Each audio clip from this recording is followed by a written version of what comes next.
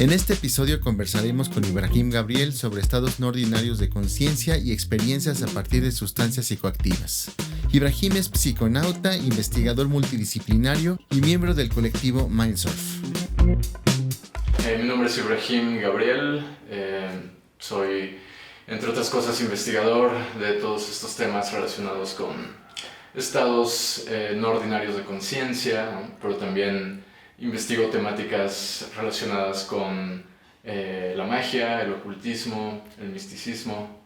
Y pues bueno, a partir de toda esta mezcla, convergencia de temas, pues desarrollo mis propias investigaciones y comparto información a través de diferentes plataformas. Quizá la más conocida ha sido el podcast Transformaciones de la Conciencia que tenemos en el colectivo de Mindsurf, pero también llevo a cabo otras actividades dentro del Congreso Universitario de Sustancias Psicoactivas, que es un congreso que se lleva a cabo con el auspicio de la Facultad de Filosofía y Letras de la UNAM. Y bueno, también tengo un puesto dentro del Instituto Chacruna de Plantas Psicodélicas Medicinales, que es una organización con sede en San Francisco, California, que también se ocupa de estos temas, más desde una perspectiva de ciencias sociales y de antropología. ¿Cómo empezó esta inquietud hacia los estados no ordinarios de conciencia? Gran pregunta. Sí, creo que como toda, bueno, no sé si toda, pero como muchas inquietudes en su momento son su polo opuesto, ¿no? ¿Qué quiero decir con esto? Que antes de tener un interés por estos temas, tenía más bien como prejuicios hacia estos temas, ¿no? Quizá producto, no sé, de una formación tendiendo hacia lo católico, ¿no? De parte de la familia y de la escuela, ¿no? Fui educado en una escuela católica, ¿no? Entonces creces como con ciertos estigmas hacia temas. Entonces lo que en un principio era como una resistencia a todo esto, con el paso del tiempo empecé a desarrollar, creo, un interés genuino por el tema a partir de leer muchas cosas relacionadas con magia, ¿no? Con magia, con ocultismo. A partir de ahí empecé a tomar conciencia de que esta idea de los estados alterados es más que una simple distorsión de la realidad y puede ser más bien una vía de acceso a formas diferentes de entender la existencia y de entender la experiencia humana, ¿no? Entonces a partir de ahí empecé a desarrollar una chispita de curiosidad, ¿no? Que posteriormente, entrando a mis 20 años, quizá un poquito antes, se vio magnificada cuando conocí la literatura de Carlos Castañeda y todo el tema de Don Juan y el chamanismo y el camino del guerrero y todo eso, y eso coincidió justo en una época de mi vida en donde se me presentaron literalmente las oportunidades de experimentar con sustancias, con estados alterados o estados no ordinarios, y pues a partir de ahí comenzó este camino ya de una forma más formal. ¿Estudiaste algo, alguna carrera? ¿Estudiaste ¿Relacionada a esto o en general? En general. Sí, estudié mercadotecnia, marketing en realidad. Después hice algunos estudios a nivel online en una escuela en España sobre psicología transpersonal. Empecé a tomar muchos cursos de estos que son como gratuitos, en línea, ¿no? De universidades de los Estados Unidos relacionados con farmacología, ¿no? Para entender cómo funcionaban las drogas en el cerebro y todos estos temas. Y pues bueno, más recientemente me certifiqué como integrador de experiencias psicodélicas en un programa bastante vanguardista de los Estados Unidos que se llama Vital. Y bueno, recién estoy apenas comenzando mis estudios de maestría en humanidades y en ciencias sociales. ¿Y cuándo fue la primera vez que experimentaste con una sustancia? Sí, fue cannabis, pero ingerido.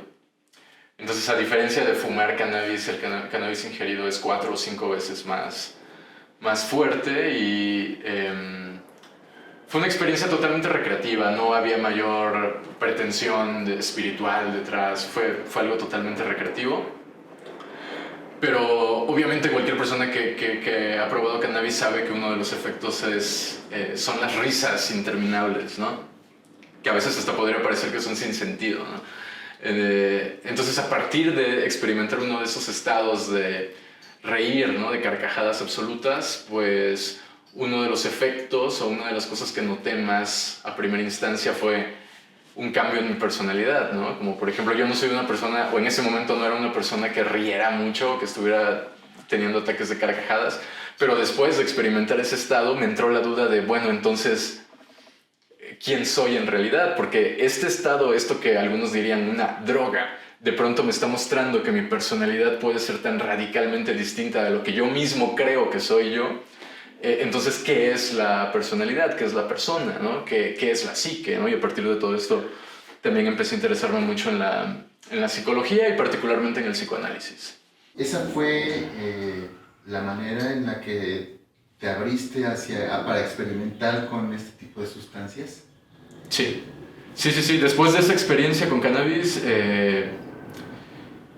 empecé a leer un montón sobre estos temas. Empecé a encontrar autores clave, que considero clave dentro de estos temas, particularmente Terence McKenna, que es uno de mis escritores favoritos, y llegué al punto en donde me la pasaba, este señor Terence McKenna es muy famoso por tener videos y audios en YouTube, y me la pasaba yo escuchando sus audios horas y horas y horas, y pues llega un punto en el que intelectualizas ya mucha de esta información.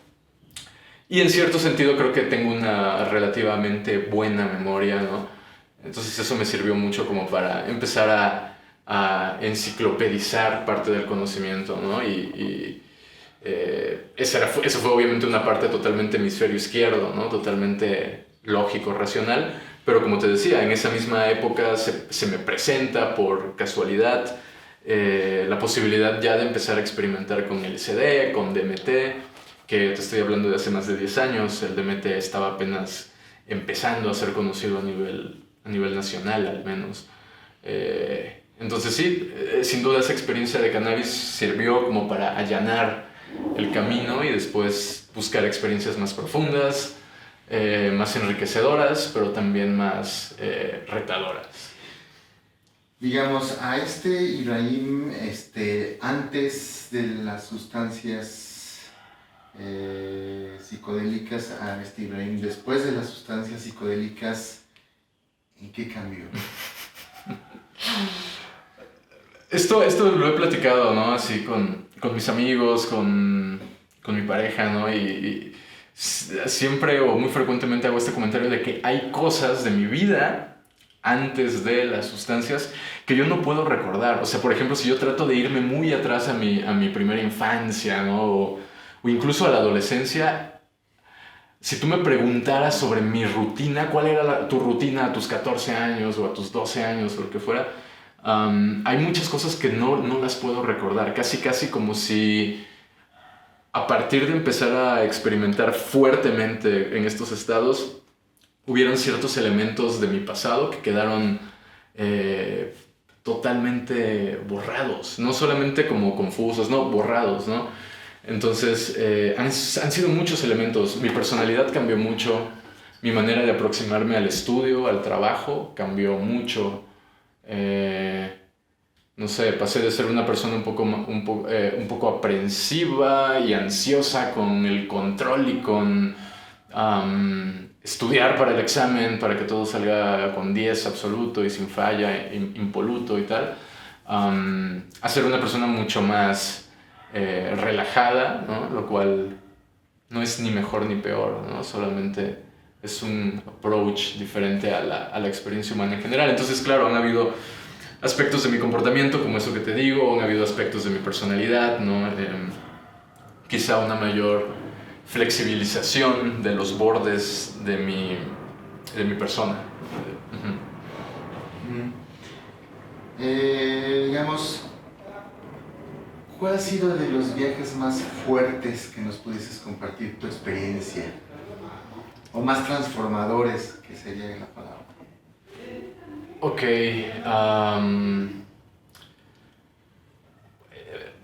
es que han habido viajes transformadores que han tenido diferentes funciones, ¿no? Por ejemplo, siempre mi primera experiencia psicodélica, sin hablar, sin contar esta del cannabis, que si bien fue como muy transformadora, no fue propiamente psicodélica, pero mi primera experiencia psicodélica posterior a esa fue con LSD, y fue una experiencia que he compartido en el podcast, que estaba en una fiesta con música electrónica, ¿no? Psytrance y todo esto. Probé LSD, inmediatamente el primer efecto que sentí fue que nunca había sentido tanta fuerza en mis manos como en ese momento, ¿no? Fue sentir 10 veces más la fuerza que yo sé que tengo, ¿no? Y de pronto estoy sintiéndola mucho más. Y al poco tiempo, a los minutos de sentir eso, mi nariz empezó a sangrar. Entonces me fui al baño, ¿no? Empecé a tomar papel, ¿no? Y empecé a limpiarme la nariz, y yo solo veía que el papel se consumía en sangre. Volví a tomar más papel y se consumía en sangre, y más papel. Bueno, llegó un punto en el que digo, bueno, ya voy a salir y voy a pedirle ayuda a mis amigos que están ahí afuera en la sala. Estaban jugando Xbox afuera en la sala y había más gente bailando afuera con la música. Total, cierro el grifo del agua, apago la luz del baño, pongo la mano en la manija, trato de abrir la puerta y me doy cuenta que la puerta no abre. O sea, me doy cuenta, o sea, no entremos en la discusión de si pasó o no pasó. Desde mi experiencia eso fue lo que yo viví. Traté de abrir la puerta y la puerta no abría, ¿no? Vuelvo a prender la luz para ver qué era lo que estaba pasando y la luz no enciende. Entonces no puedo abrir la puerta, la luz no enciende, y en ese momento pongo atención y me doy cuenta de que no escucho la música afuera, y había un DJ, o sea, era ruido que se escuchaba en el baño, ese es mi punto, y no lo escuchaba. Entonces no puedo abrir la puerta, no puedo encender la luz y no escucho la música que está afuera.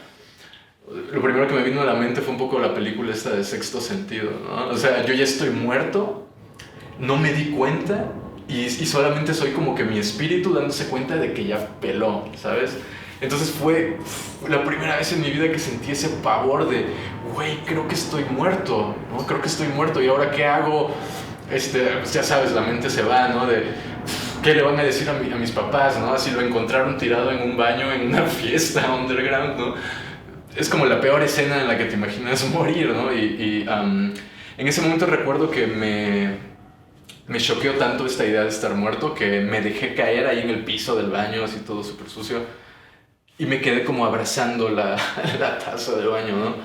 Y me quedé ahí, no sé, media hora, una cosa así, hasta que y la nariz seguía sangrando, hasta que en una de esas, finalmente ya, o sea, ya había llorado, estaba tirado, llega un momento en el que te cae el 20, lo aceptas, dices, bueno, ya, ¿qué sigue? Me levanto y solamente empujo con mi mano la puerta, así como ya casi por reflejo, y la puerta se abre, entra la luz, me empiezo a arrastrar, y poco a poco, no, la música que estaba allá afuera. Salgo y todos los otros tipos están jugando Xbox en la sala, y así como de, güey, ¿dónde estabas? ¿Qué te pasó? Te estuvimos buscando. Y pues obviamente yo estaba pálido, no podía hablar, tenía todo manchado aquí de sangre coagulada, ¿no? Y pues ya, o sea, me quedé platicando con mis amigos, con temas humanos, lo que había pasado, y me quedé esperando el amanecer en la azotea de la casa donde estábamos, y al llegar el amanecer fue como literalmente un amanecer nuevo en la vida, ¿no? Y fue muy curioso porque todo ese día, toda esa mañana, o sea, y todo lo que transcurrió del día, ha sido de las pocas veces en la vida que puedo decir que casi no tuve pensamientos. O sea, mi mente estuvo en absoluta paz, calma, tranquilidad, ponle el adjetivo que sea, ¿no? Y desde ahí me di cuenta, bueno, wow, o sea, todo esto de los estados alterados te puede servir para explorar la propia fragilidad de la vida humana, ¿no? Y también tiene un componente terapéutico, meditativo, en el sentido de que me di cuenta de esta cuestión de que el ego, los pensamientos cesaron por 24 horas. Hasta que me dormí, y al día siguiente ya otra vez como que todo, ya era otra vez más yo. Pero el shock de haber pensado siquiera en la propia muerte, me di cuenta de que ¡fum!, bajó las defensas del ego. ¿Y este efecto cuánto duró? El día siguiente, todo el día siguiente. Y ya después, a las 48 horas, yo ya estaba como ya volviendo a ser quien yo normalmente era, ¿no? Aunque no vuelves a ser el mismo. A eso me refería más. Sí. Mi pregunta estaba encaminada hacia eso. O sea, me imagino que tuviste un cambio de visión, un cambio de apreciación de la vida a partir de ahí. Uh-huh. Y ese cambio, ¿cuánto duró? No, pues es que ese cambio sería en realidad el origen de lo que hasta el día de hoy sigo viviendo, o sea, porque eso fue un parteaguas totalmente. Entonces, la ola que se produjo por la piedrita que cayó en esa experiencia es lo que hasta el día de hoy sigue ahí moviéndose en la cotidianidad y en el fluir de mi vida, creo. Es realmente impactante lo que dices en el sentido de que cuando te das cuenta de la fragilidad de la existencia, sí. Te das cuenta que tienes o que necesitas vivir la vida de otra manera a lo mejor, ¿no? Totalmente. La mejor prueba de ello era que ahí yo me encontraba a la mitad de la carrera en marketing, ¿no? Entonces, pues ya no podía yo dejar la carrera, obviamente, porque mis papás ya habían invertido, etcétera. Pero en ese momento me quedó claro de que los tiros iban por otro lado, ¿no? Y de que el resto de mi desenvolvimiento, o lo que sea, mi desarrollo profesional, iba a ir por otro lado, ¿no? Sin embargo, eso fue hasta creo que mi tercera, cuarta experiencia, que ya fue con DMT, cuando me cayó el 20 de, bueno, no sé exactamente qué voy a hacer el resto de mi vida, pero de alguna forma va a girar en torno a este tipo de experiencias. Y dicho y hecho, aquí estoy, ¿no? 11, 12 años después de todo eso. Sí. ¿Cómo recomendarías que abordaran este tipo de experiencias personas que tienen inquietud y no han probado algún psicodélico? Bueno, es importante decir que me refiero a recomendaciones en el abordaje más que a recomendar que lo hagan, ¿no? Porque eso es muy peligroso y yo no le recomiendo a la gente te recomiendo un LSD y todo ese tipo de cosas. Ya pasé por esa etapa y no creo que vaya mucho por ahí, pero si ya te decidiste a que lo vas a hacer, a que quieres explorar estos estados, yo diría que hay un par de cosillas que me parecen importantes. Una es la parte intelectual, que la mayoría de la gente que como comienzan a una edad adolescente, ¿no? Adulto joven, la gente se va por la experiencia, ¿no? Es como por querer tener la experiencia y quiero tenerla ya, y quiero saber qué se siente ya. Entonces, tenerla, sentir, son verbos que remiten a la experiencia tangible, sensorial. Y yo más bien lo que diría es, antes de aventarte a lo sensorial, a la experiencia como tal, cultívate un montón sobre eso, ¿no? O sea, cómprate el libro sobre lo que sea que estés pensando probar, experimentar, mira videos, investiga, apréndete toda la parte intelectual, ¿no? A nivel histórico de lo que vas a consumir, a nivel químico, cómo es que funciona, a nivel médico, qué precauciones debo de tener, a nivel psicológico. Hay libros y libros y un montón de plataformas y páginas en internet, ¿no? Donde ya esta información está ahí. Entonces, eso es algo que, sobre todo cuando hablamos de gente muy joven, adolescentes, esa es una parte que queda totalmente de lado y optan por la otra cuestión, que es me voy de pinta, me escapo de la escuela y entonces consumo drogas, y entonces porque eso es ser súper cool y eso al mismo tiempo me da un sentido de identidad con el grupo social al que pertenezco o la subcultura donde me muevo. Entonces se deja de lado toda esta parte. Y luego está otro elemento que hoy en día lo considero muy importante, quizá antes no tanto, que viene a ser la parte de la filosofía que le va a dar sentido, o el marco conceptual, el framework que le va a dar sentido a las experiencias. No es lo mismo entrar a una experiencia siendo una persona atea, que siendo una persona cristiana, que siendo una persona musulmana, que siendo una persona agnóstica, ¿sabes? O sea, es muy importante entender eso porque eso le va a dar sentido a la experiencia, ¿no? Si eres una persona totalmente materialista, tu framework va a ser la ciencia, entonces solo vas a pensar en términos de, sí, estas sustancias interactúan con el cerebro y los neurotransmisores y la serotonina. Si eres una persona muy espiritual, bueno, lo vas a ver todo con que, los chakras y el aura, y entonces me abrí y entró energía. Si eres una persona cristiana, probablemente es que vas a tener la experiencia y después vas a sentir culpa porque de acuerdo a tu religión no tendrías que haber hecho eso, Entonces, es muy importante conocer toda esta otra parte quizá más filosófica, que al final es lo que le va a dar forma a tu experiencia desde el inconsciente, ya ni siquiera desde la parte consciente, sino desde el inconsciente. Estas maneras, digamos, de ya sea religión o creencias, etcétera, ¿no serían también limitantes para la experiencia? Claro, pero al final no podemos evitar tener un paradigma. Lo que sí podemos hacer es elegir hasta cierta medida qué paradigma utilizar, ¿no? O sea, la persona que no cree en una religión, por lo regular cree en la ciencia como una religión en el sentido de que es un sistema de creencias o un sistema de conocimientos que te brinda las respuestas del universo, de la vida, de la realidad, de la mente. Entonces, aun cuando crees no tener una religión, tu no creencia también termina siendo una creencia. En ese sentido, o sea, digamos, a lo mejor la pregunta está un poquito fuera de lugar, pero desde tu perspectiva, ¿qué es la verdad en ese sentido? Sí, bueno, entonces sí es un debate filosófico, ¿no? Y podríamos hablar de un poco como el meme de los Simpson, ¿no? De la verdad y la verdad, ¿no? Una verdad con minúsculas y una verdad con mayúsculas, ¿no? Una verdad que se comparte por la colectividad y por el consenso colectivo de la época, de la cultura, de tu país, ¿no? Lo que era verdad hace 500 años no lo es y tal, y que se comprueba pues mediante la ciencia, el desarrollo científico y todo este rollo.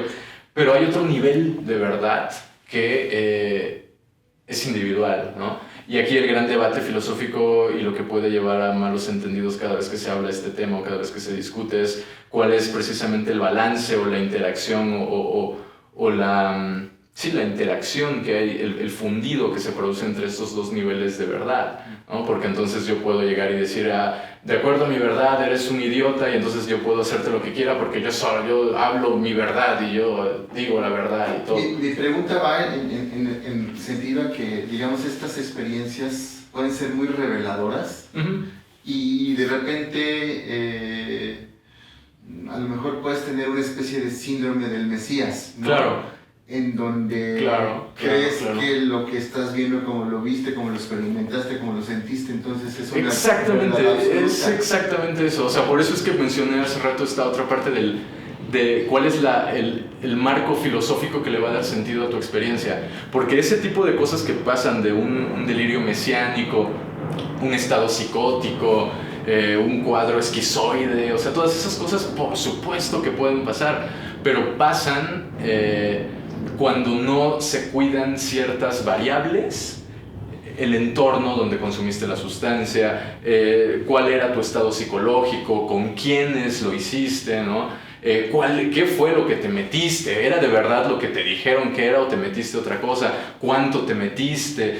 Todos esos elementos, cuando no los tienes considerados, y sobre todo, en mi opinión personal, cuando la parte del paradigma o el mito cultural que le va a dar sentido a tu experiencia no lo tienes claro o entraste directamente sin saberlo, sin reflexionarlo, estas otras cosas es muy fácil que puedan ocurrir. Porque lo que va a hablar por ti es el inconsciente va a manifestar algo y desde un paradigma colectivo, una manifestación del inconsciente que pueda ser disonante con los comportamientos normalmente aceptados puede ser fácilmente etiquetada como un cuadro clínico patológico, digámoslo así, ¿no? Entonces tú te comportas de una determinada manera, tú me dices, te estás volviendo loco, ¿no?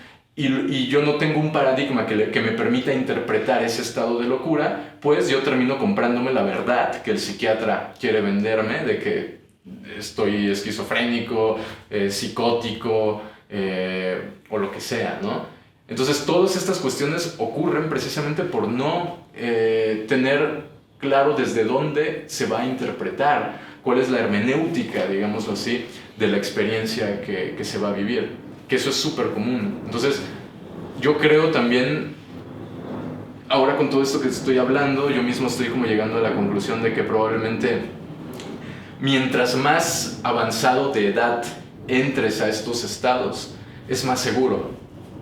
Es más seguro. No solo a nivel fisiológico de que el cerebro ya está más desarrollado y tal, sino también a nivel psicológico y filosófico. Tienes un poquito de más tierra de donde anclarte para que cuando la experiencia te sacuda los filtros de la realidad, puedas surfear con un poquito más de gracia. Has mencionado algo bien importante que es surfear, ¿no? O sea, en este tipo de experiencias, viene la ola y no hay manera de evitar la ola. Lo que tienes que hacer es surfear, porque si no te revuelca la ola. Y no es que sea malo, o sea, no es que sea terrible, no es que, es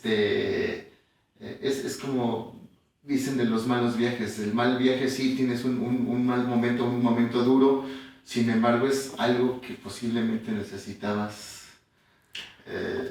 O independientemente de si lo necesitabas o no, es algo de donde puedes extraer utilidad, beneficio, ¿no? Porque esas frases también se pueden malinterpretar muy fácil y dar lugar a esta idea de, bueno, debemos inducir malos viajes porque así vas a aprender, ¿no? Y no se trata de eso, pero sí es cierto de que si ya te tocó y ya estás, ya viene la ola acá, pues lo mejor es surfearla, porque si te tira, como puede que no te pase nada, puede que te ahogues. Sí. ¿No? Entonces, surfearla no es solo salir del apuro, del problema, sino también, si te das cuenta, la característica del surfista es que puede usar la ola para desplazarse ordenadamente al lugar al que quiere. Entonces, no solamente es sobrevivir al peligro, sino la misma energía de ese peligro te está dando algo superior a lo que tenías antes y te está llevando a un lugar más alto. Esto puedes interpretarlo a nivel psíquico, ¿no? Te está llevando a un lugar supraconsciente, ¿no? Un lugar desde donde, con tu conciencia, aparentemente la misma que tenías antes, ahora puedes ver más cosas, puedes entender más cosas, puedes unir más puntos.